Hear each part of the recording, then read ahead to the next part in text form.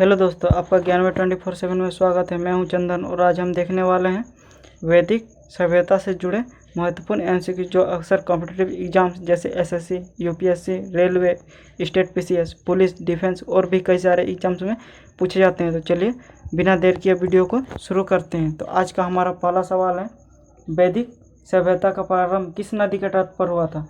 तो सरस्वती नदी के तट पर हुआ था। ठीक है, तो क्वेश्चन नंबर 2 क्या है?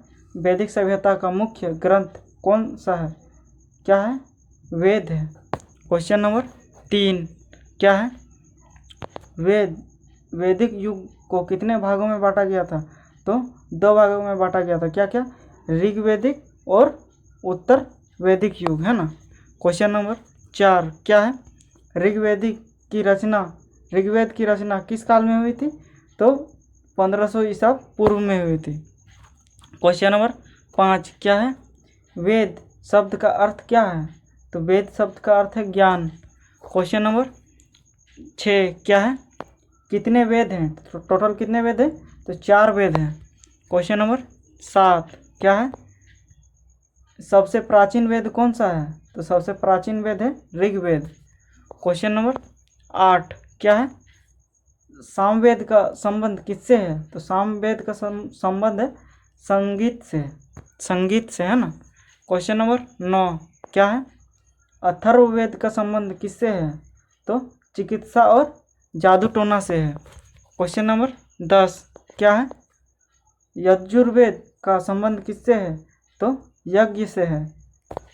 क्वेश्चन नंबर 11 क्या है? आर्य लोग कहाँ से भारत आए? तो आर्य लोग कहाँ से भारत आए? तो मध्य एशिया से आए। क्वेश्चन नंबर 12 क्या है? आर्यों की प्रमुख भाषा क्या है? तो क्या है? संस्कृत भाषा। क्वेश्चन नंबर 13 क्या है? वैदिक काल में ग्राम का प्रधान कौन कहलाता है? तो कौन कहलाता है? ग्रामीण, है ना।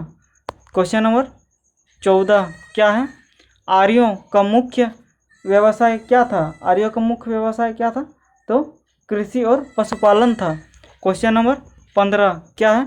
ऋग्वैदिक काल में सबसे उपजाऊ भूमि मानी जाती थी। तो क्या मानी जाती थी? सप्त सिंधु क्षेत्र, है ना। क्वेश्चन नंबर 16 क्या है? दास शब्द का अर्थ वैदिक काल में क्या था? तो क्या था?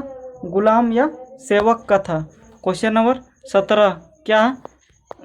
ऋग्वैदिक काल में कुल कितने सूक्त हैं? तो कुल कितने सूक्त हैं? 1028, है ना। क्वेश्चन नंबर 18 क्या है? वैदिक समाज का आधार क्या था? तो वैदिक समाज का आधार था परिवार, है ना। क्वेश्चन नंबर 19 क्या है? सभा और समिति किससे संबंधित थी? तो सभा और समिति किससे संबंधित थी? राजनीति संस्था से संबंधित थी। क्वेश्चन नंबर 20 क्या है? आर्यों के राजा का मुख्य कार्य क्या था? तो आर्यों के राजा का मुख्य कार्य क्या था? प्रजा की रक्षा करना। क्वेश्चन नंबर 21 क्या है? सभा और समिति किस काल में प्रमुख राजनीतिक संस्थाएं थी? तो सभा और समिति किस काल में प्रमुख राजनीतिक संस्थाएं थी? तो वैदिक काल में थी। ठीक है। क्वेश्चन नंबर 22 क्या है? वैदिक काल में सभा का कार्य क्या था? तो वैदिक काल में सभा का कार्य क्या था?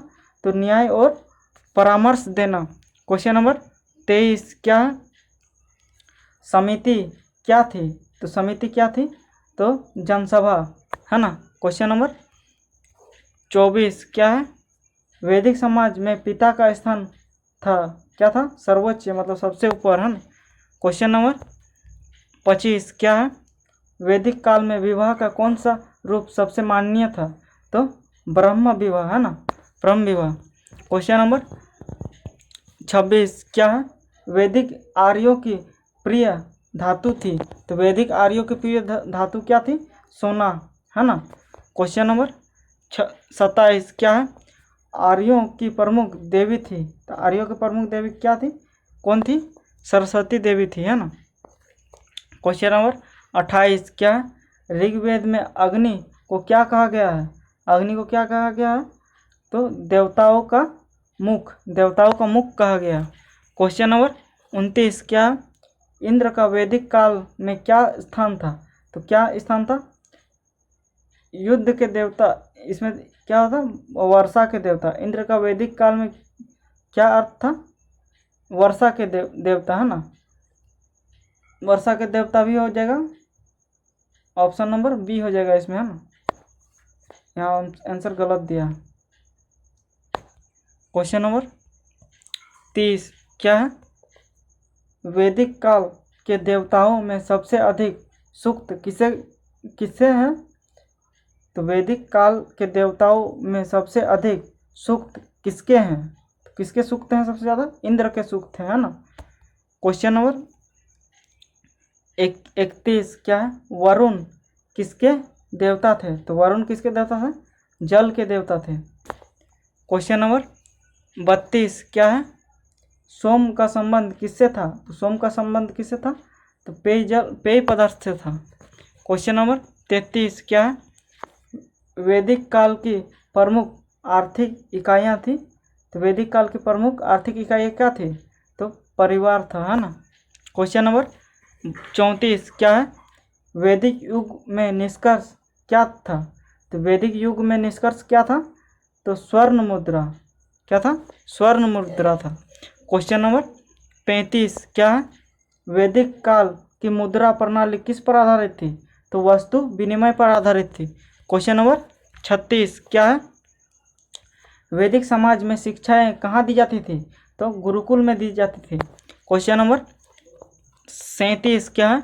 वैदिक काल की प्रमुख शिक्षा प्रणाली क्या थी? तो मौखिक थी। क्वेश्चन नंबर 38 क्या है? वैदिक लोगों का मुख्य भोजन क्या था? तो मुख्य भोजन था दूध और दूध के उत्पाद, है ना। क्वेश्चन नंबर 39 क्या है? गौ शब्द का ऋग्वेद में क्या अर्थ था? तो गौ शब्द का ऋग्वेद में क्या अर्थ था? तो गाय, है ना। गौ शब्द का गाय अर्थ था।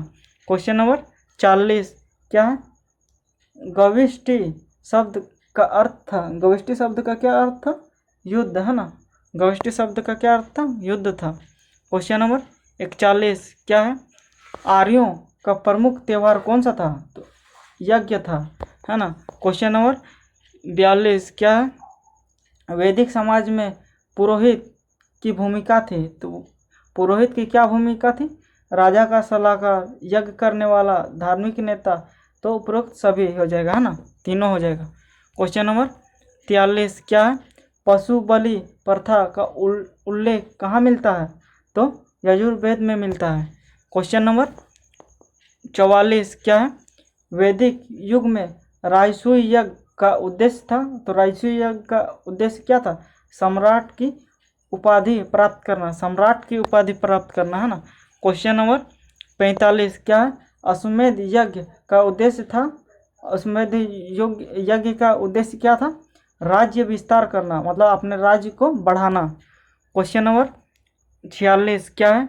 वैदिक काल में जन शब्द का अर्थ क्या था? तो जन शब्द का अर्थ था जनजाति, है ना।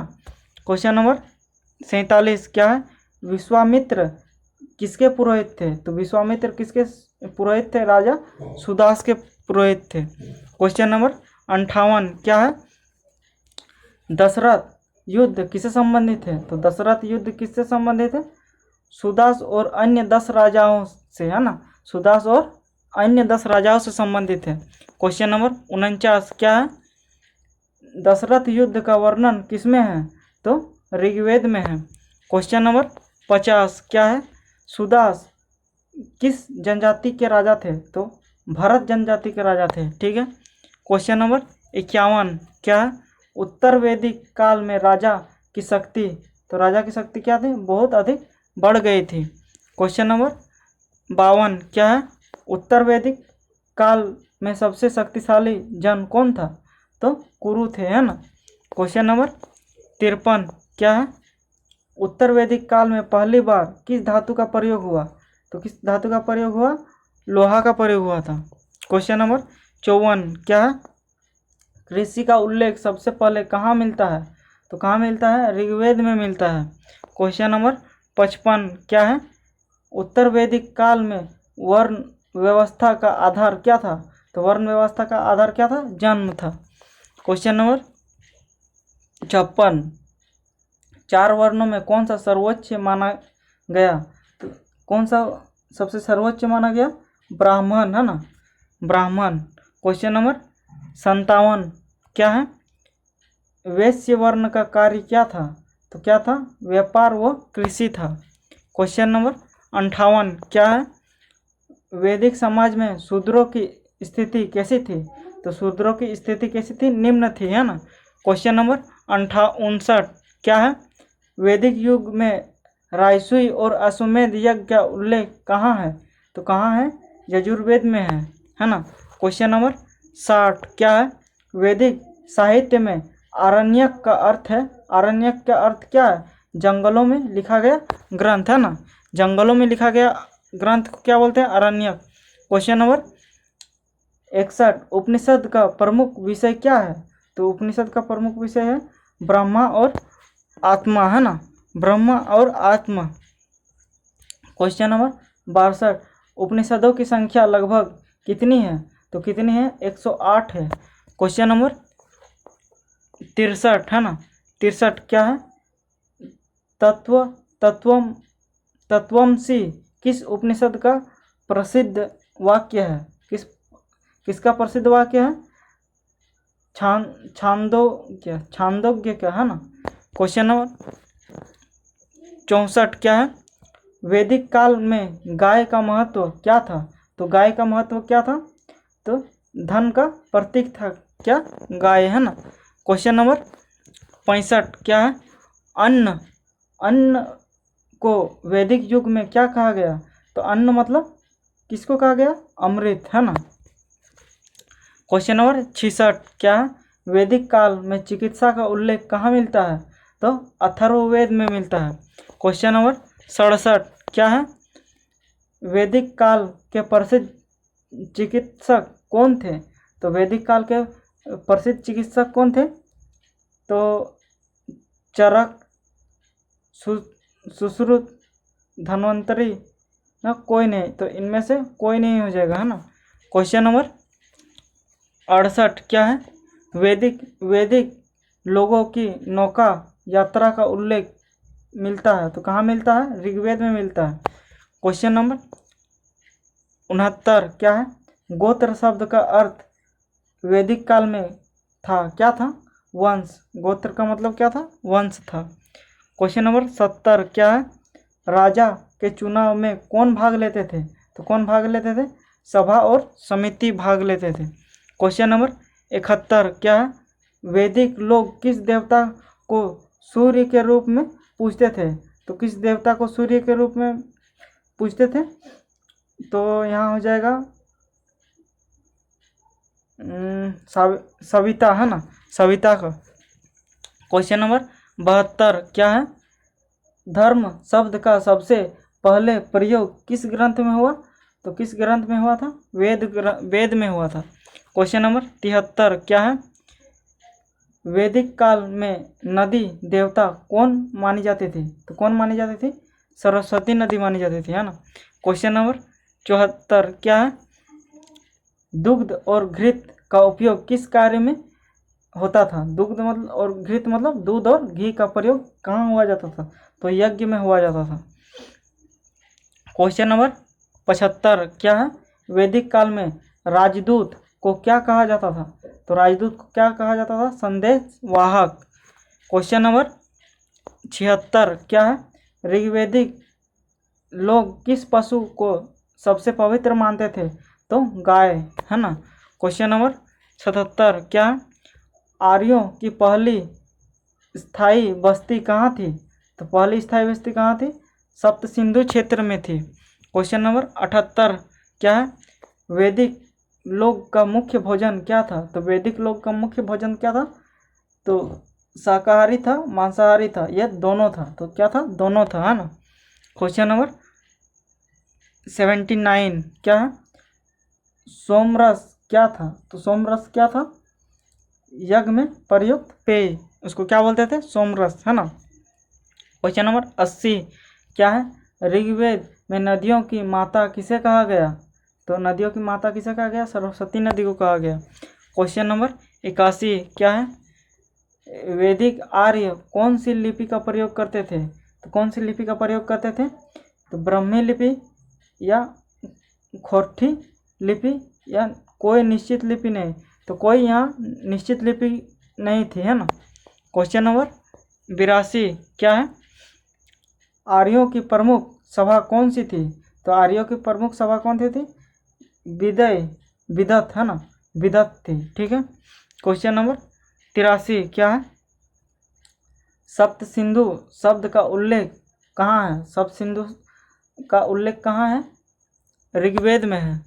क्वेश्चन नंबर 84 क्या है? वैदिक लोगों के अनुसार संसार का रचयिता कौन था?